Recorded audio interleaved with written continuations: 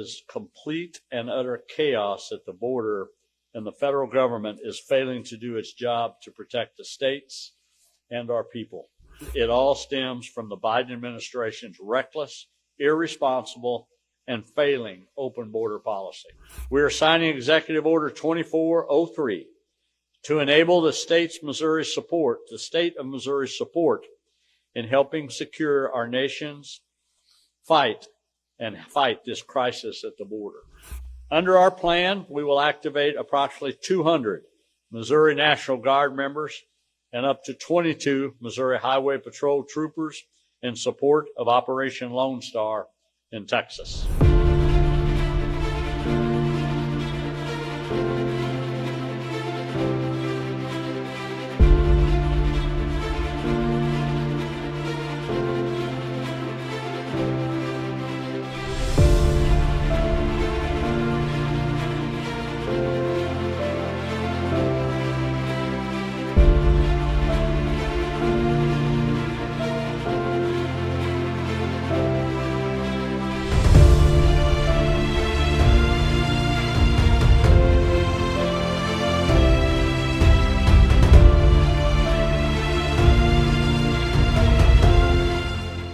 It's no secret why we're here today. It's our nation's southern border. Recently, I was down there, and there is complete and utter chaos at the border, and the federal government is failing to do its job to protect the states and our people. About 2 weeks ago, I joined Texas Governor Greg Abbott, along with 13 other governors, to learn how Missouri could support Operation Lone Star and see firsthand the crisis at the border. And I want to remind all of you that while not all 26 states were present that day that could visit the border at that time, 26 of our nation's governors have banded together to say enough is enough, and that we need to secure our border now. That's over half of the governors in this country. I don't know that this has ever happened before, and it's testament to the chaos we are seeing at the border and the dire situation we are being forced to face at home because of the Biden administration's failures. But it's just not people coming to our country illegally. It's the fentanyl and other drugs pouring into our communities, the rise of human trafficking, and not to mention threats of terrorism too. Some 170 individuals on the terror watch list have been apprehended at the border, and that's just the ones we know of that got caught. Adding to the concern is the nearly 2 million people who have entered the country illegally and gotten away that no one has records of. Additionally, when we were in Texas, we learned that Operation Lone Star alone has seized over 460 million lethal doses of fentanyl, enough to kill every American citizen and have plenty left over. While Operation Lone Star has been successful, we know more is needed to be done, and we can't stop now. In Missouri, we have five interstates with direct links to the southern border. We've seen child fentanyl exposure deaths surge, with 63 Missouri children dying in 2022 alone. Fentanyl overdoses have increased by nearly 135% in Missouri since 2017, with 75% of that increase occurring since just the start of 2020. In 2023, the Missouri Highway Patrol seized nearly 12,500 grams of fentanyl. That's enough to kill Missouri's entire population 2 times over.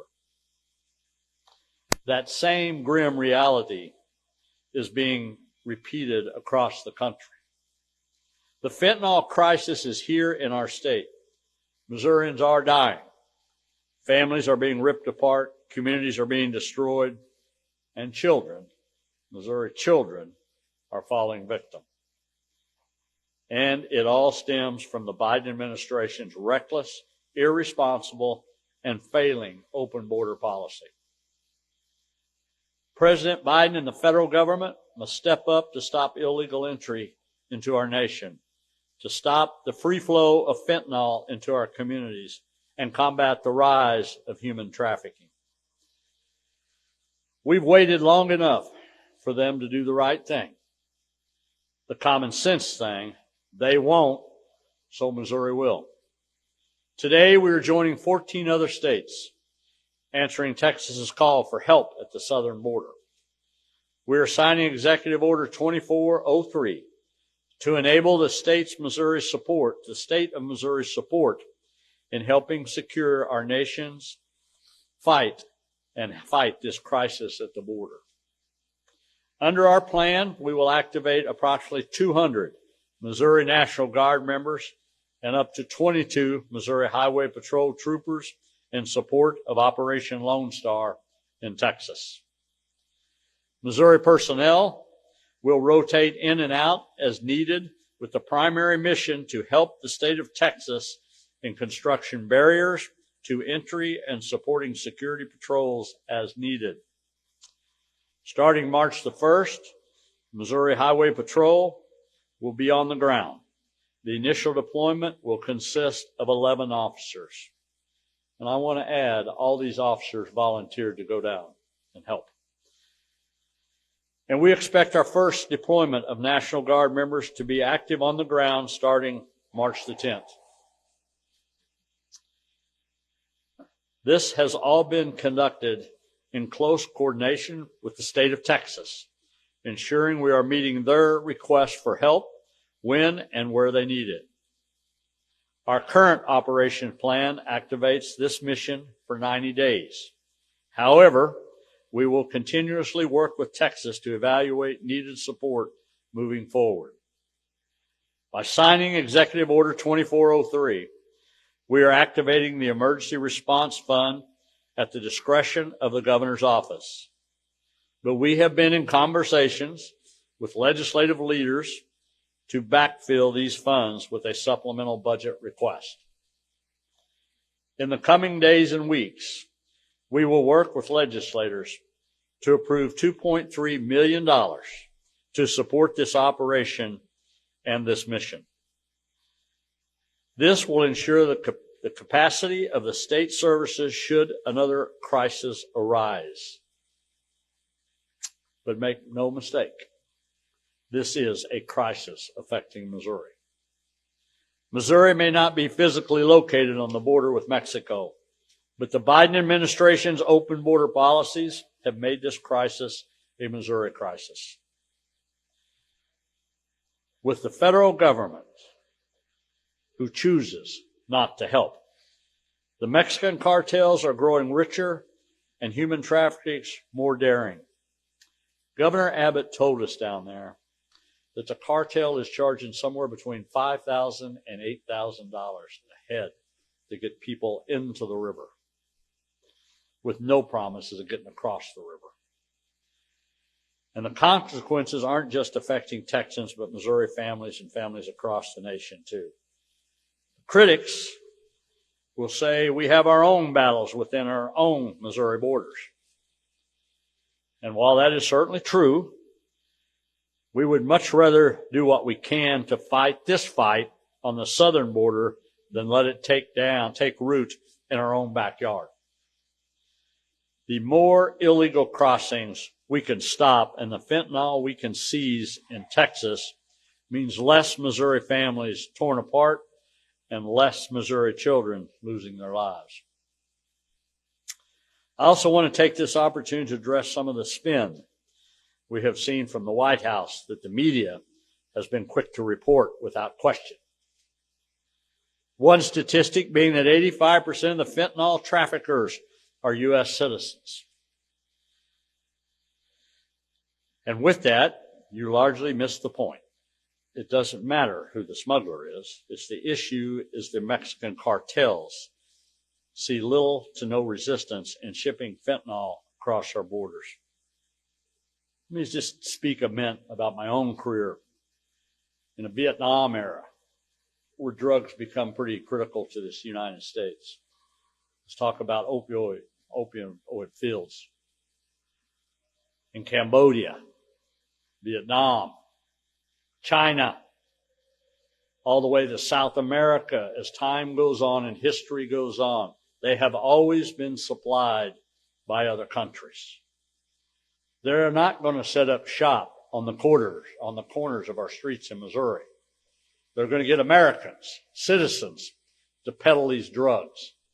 Cartel's not going to come up here and set up in your town, but they will have people that's going to produce and try to sell you their supplies and our kids. That's what we're dealing with. We're dealing with a strictly open border that anybody can bring whatever they want into our country. So that's a spin that maybe sounds good on paper, but the reality of it, you've got to see where's the sources coming from. Another favorite of mine is when the media repeats the White House line in saying that the vast majority of fentanyl seizures are at legitimate ports of entry. And the key there is fentanyl actually being seized. Of course, where we have armed patrols inspecting people and transports, as well as legitimate barriers to entry, we're going to discover and seize items that should not be coming into our country.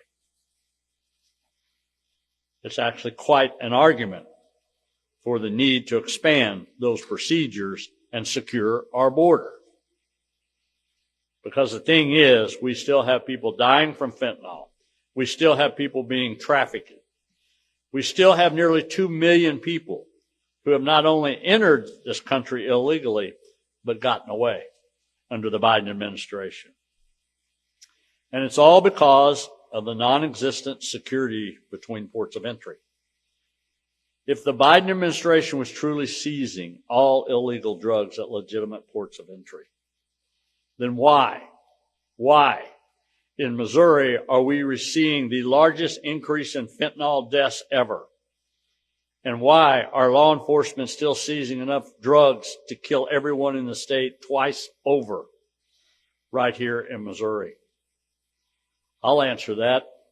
It's because the drugs are still getting through no matter how much the White House spends and members of the media run it. That's why we in Missouri will act. A strong southern border means a stronger state of Missouri. States can and must protect themselves against the federal government when the federal government refuses to do so. Governor Adams and the state of Texas are standing in the gap, and Missouri will be there to support them in that fight.